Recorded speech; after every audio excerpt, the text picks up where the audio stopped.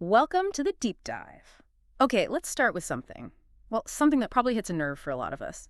You walk into the kitchen, you open the fridge, and there it is, your phone, sitting next to the milk. Or maybe you're at the grocery store, the one you go to every single week, and suddenly you feel lost. Yeah. Like you can't figure out the layout, or maybe just adding up the savings on your coupons feels impossible. Exactly. And in that moment, your mind jumps, right? It goes straight to Alzheimer's. And the assumption, the one almost everyone makes, is that it has to start with memory loss. Forgetting names, appointments, the classic stuff. That's the pervasive idea, yeah. But today, we're really going to push back on that. Our mission in this deep dive is to kind of expose what we're calling the memory myth. We've looked at a ton of sources, big clinical databases, the official warning signs list, some really telling case studies, and they all point to something crucial, focusing only on memory loss. It's not just misleading. It can actually cause huge delays in getting a diagnosis, years sometimes. That's right.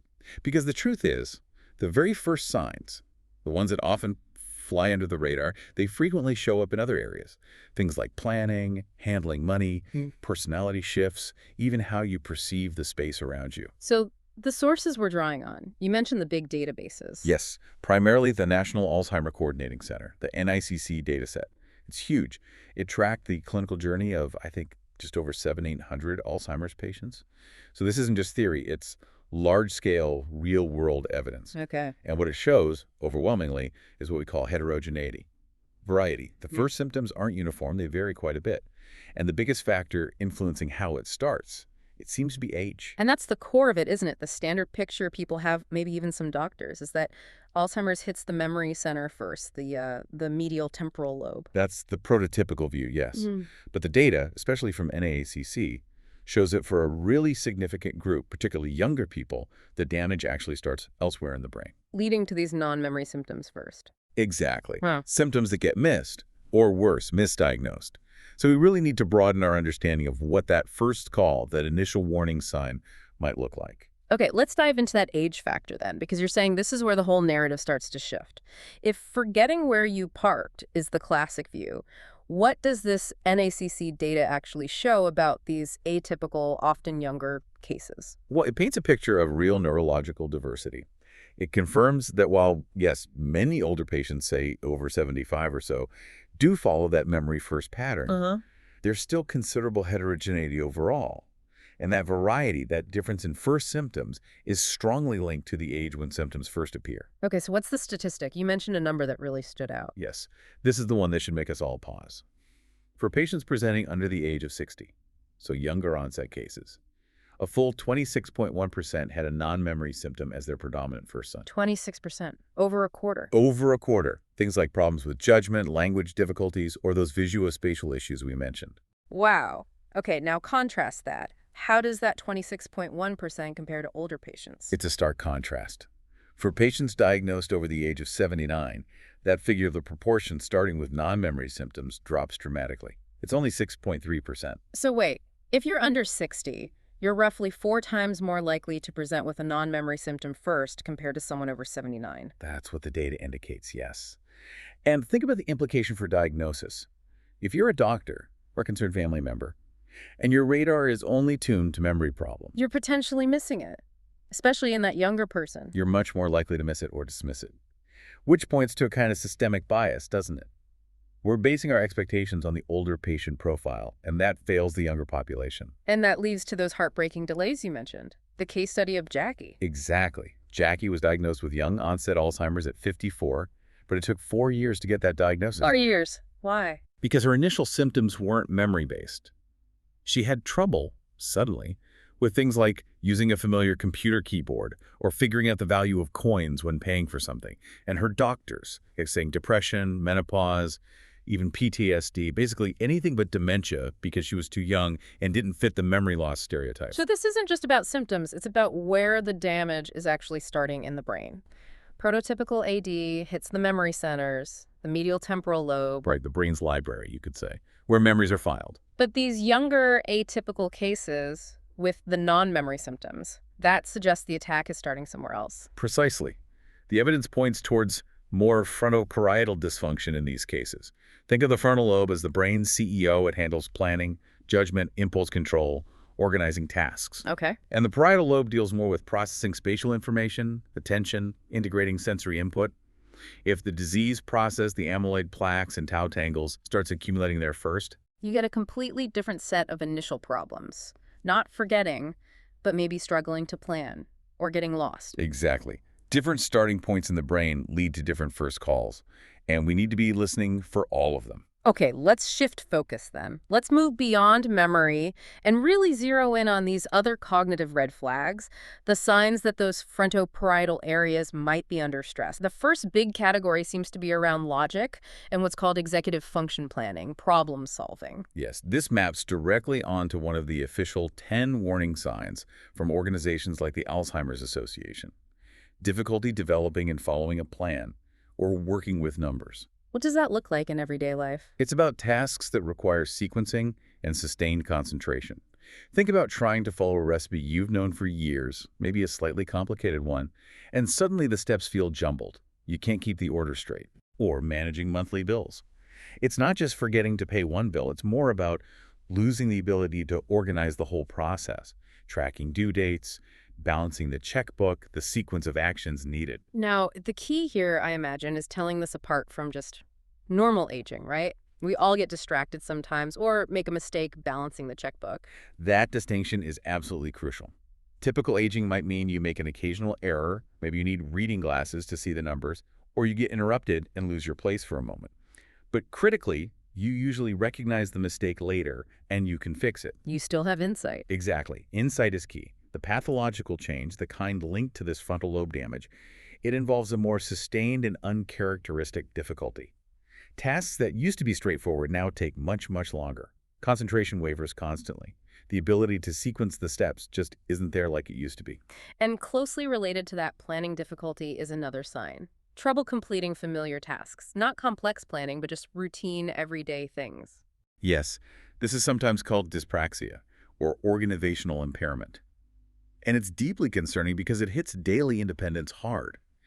We're talking about finding it difficult to do things like organize a simple grocery list. Not deciding what to buy, but the actual act of organizing the list, maybe by aisle or food type. Things you wouldn't even think twice about normally. Right. Or forgetting the rules of a game you've played for decades, like bridge or a favorite board game. And a really important one that the sources highlight is trouble driving to a familiar place. Suddenly, the route you take every day feels confusing. The mental map seems fractured. So again, distinguishing from normal aging, maybe needing help with the settings on a new smart TV is one thing. That's typical, learning new tech. But struggling to remember how to get dressed in the morning or navigate your own neighborhood, that's different. That's a potential warning sign, yes. It's about losing skills you've long mastered. Okay, let's pivot to language. Another area where early signs might be missed or maybe just brushed off. The warning sign mentions new problems with words in speaking or writing. What does that entail beyond the occasional tip of the tongue feeling? It's more persistent and disruptive than that. We see people struggling noticeably with vocabulary. They might stop right in the middle of a sentence searching for a common word and just trail off.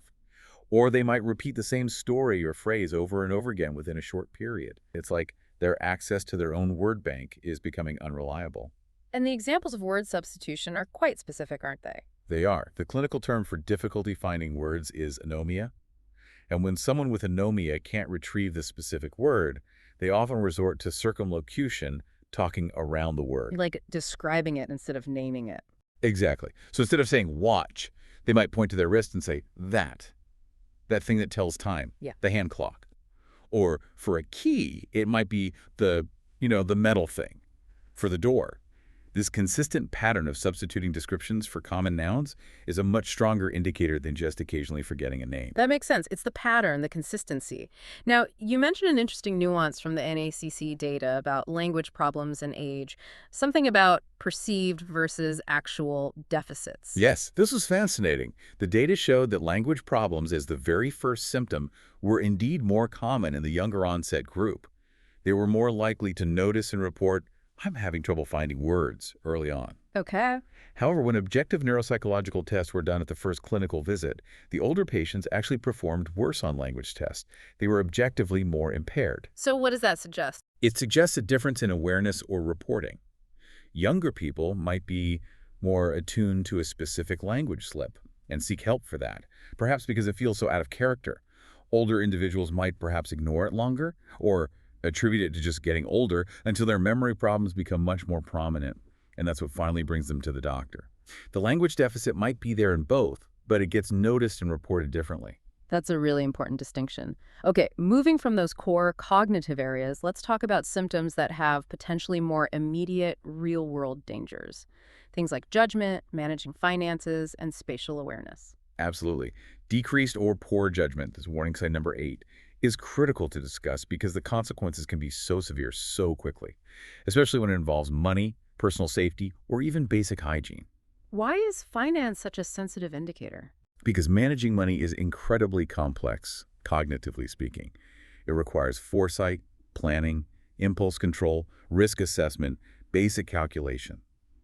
It uses a lot of those executive functions we talked about, the ones often hit early, particularly in younger onset or FTD cases. So what are the specific financial red flags people should watch out for? Forgetting to pay bills consistently, leading to late fees or even utility shutoffs.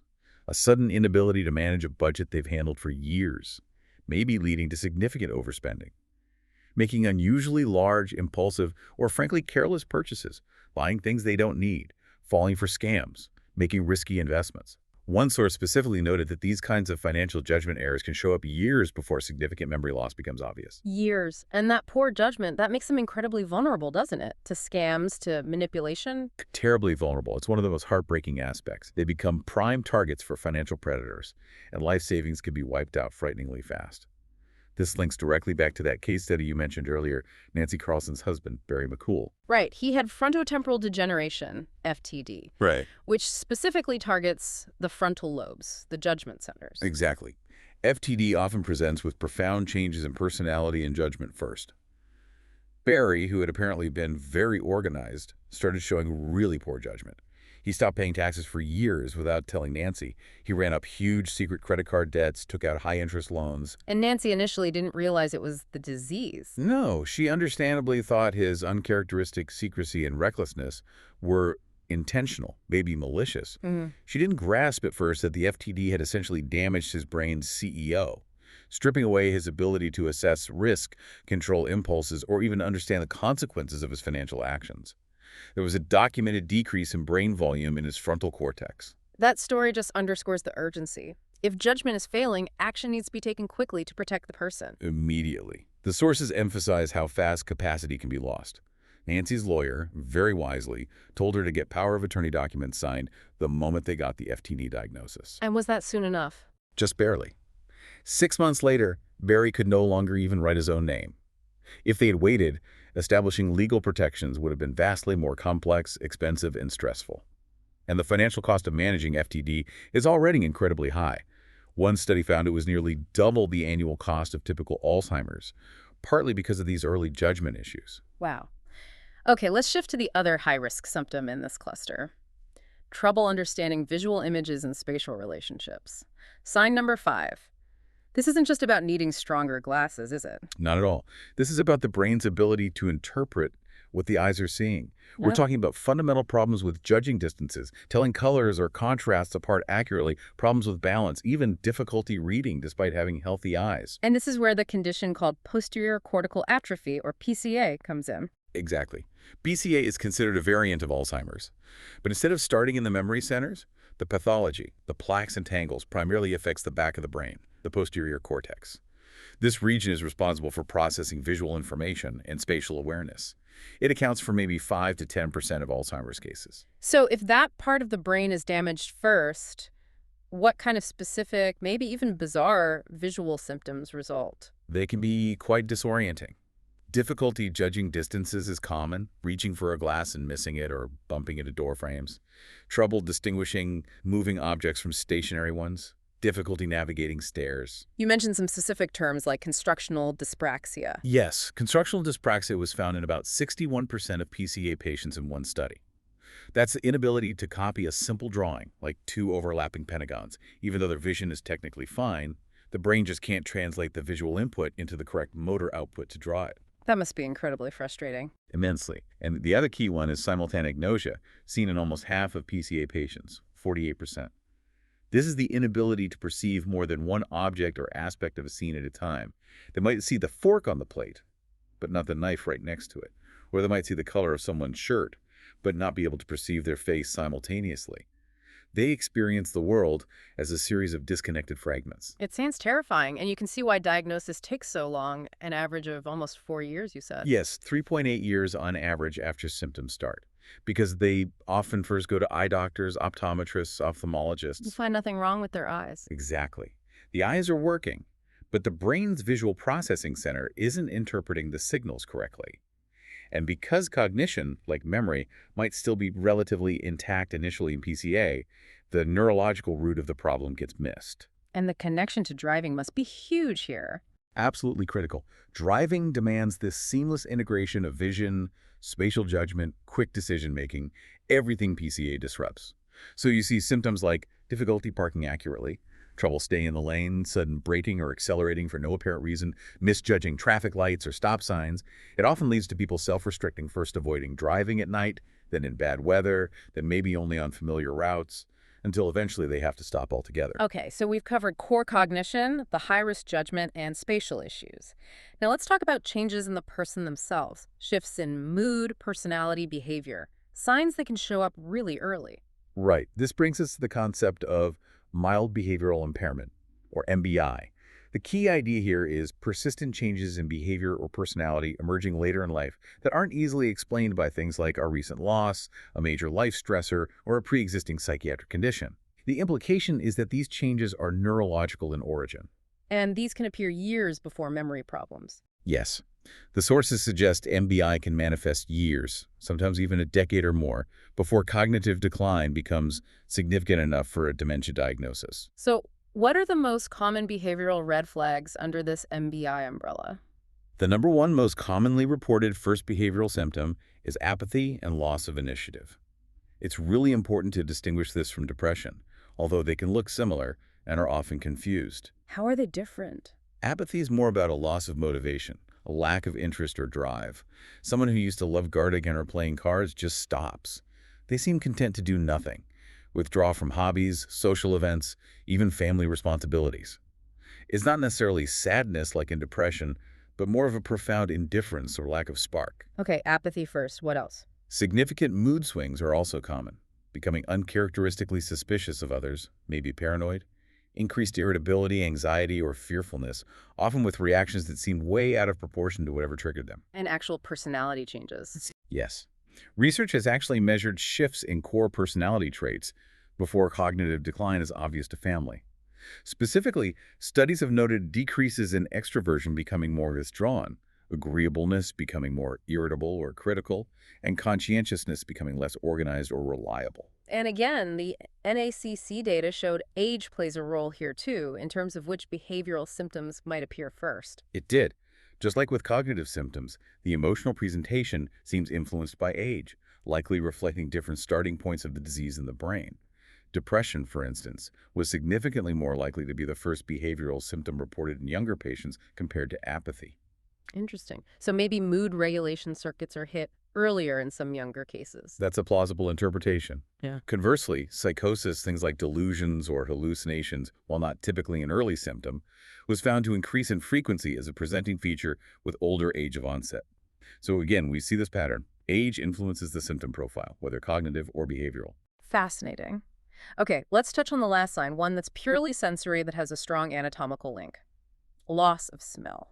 Olfactory dysfunction. Yes, this one is often overlooked, but quite significant. The reason is anatomical. The parts of the brain responsible for processing smell the olfactory bulb, the entorhinal cortex, which is a gateway to the memory system. These are among the very first areas where the hallmark pathologies of Alzheimer's, the amyloid and tau proteins start to accumulate. So damage happens there really early. Extremely early. Hmm. Which means changes in the sense of smell can appear years, potentially even decades, before cognitive symptoms like memory loss become noticeable. So if someone mentions food tasting bland, or they can't smell coffee brewing anymore, that could be an early warning. It could be, yes. And there's even a subtle difference depending on the underlying disease. People in the early stages of Alzheimer's often misidentify smells.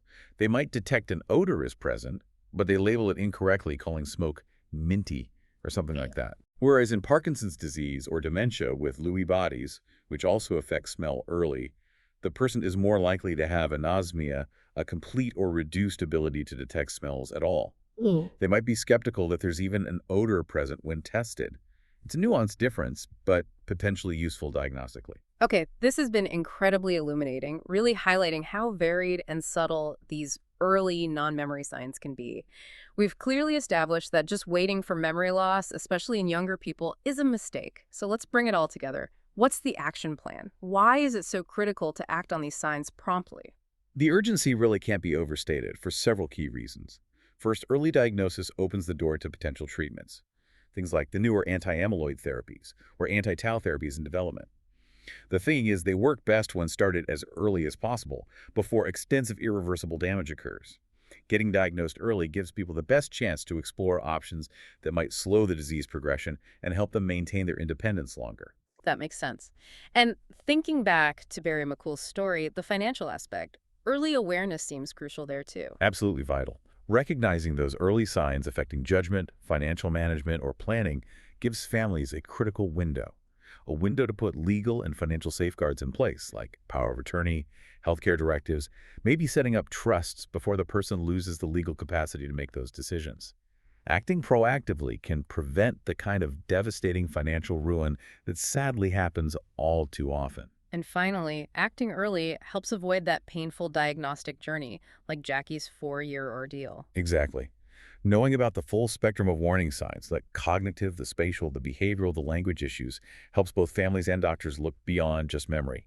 It leads to faster, more accurate diagnosis, which means getting the right support, education, and care plan in place sooner, reducing suffering and uncertainty. So if someone listening recognizes a pattern of these signs, maybe not just one isolated incident, but a combination in themselves or someone they care about, what's the single most important step? The single most important step is to make an appointment with a doctor for a thorough evaluation. It's crucial to say this information isn't a substitute for a medical diagnosis. Don't try to self-diagnose, Right. but do use this knowledge to inform that conversation with the doctor. Prepare for the visit. The Alzheimer's Association and other groups have great resources like symptom checklists. Write down specific examples of the changes you've noticed when they started, how frequently they happen. Be concrete. This helps the doctor see beyond normal aging and consider the possibility of underlying pathological changes. Okay. So we started by challenging the memory myth. And Mhm. what we've uncovered is this complex picture where Alzheimer's or related dementias can start in different brain regions, especially influenced by age, leading to a whole host of non-memory first signs. That's the core takeaway. The future of really effective early diagnosis depends on recognizing this heterogeneity. It means looking beyond just memory tests and paying close attention to those subtle shifts in planning ability, judgment, personality, spatial navigation, language, how someone interacts with their world. Which brings us to our final thought for you, the listener, to mull over. If age really does influence where in the brain the disease process tends to begin, sometimes memory centers, sometimes frontoparietal regions, it raises a pretty profound question, doesn't it? It really does. Are we actually dealing with just one single disease called Alzheimer's? Or are we perhaps looking at multiple distinct subtypes that maybe start differently, progress differently, and might ultimately require different diagnostic tools, different treatment strategies, particularly for those younger onset non-memory cases? The data certainly points towards needing more personalized approaches. Tailoring interventions based on where the disease seems to be manifesting first in an individual's brain that seems likely to be key for more effective management in the future. Definitely something to think about. Thank you for joining us for this deep dive.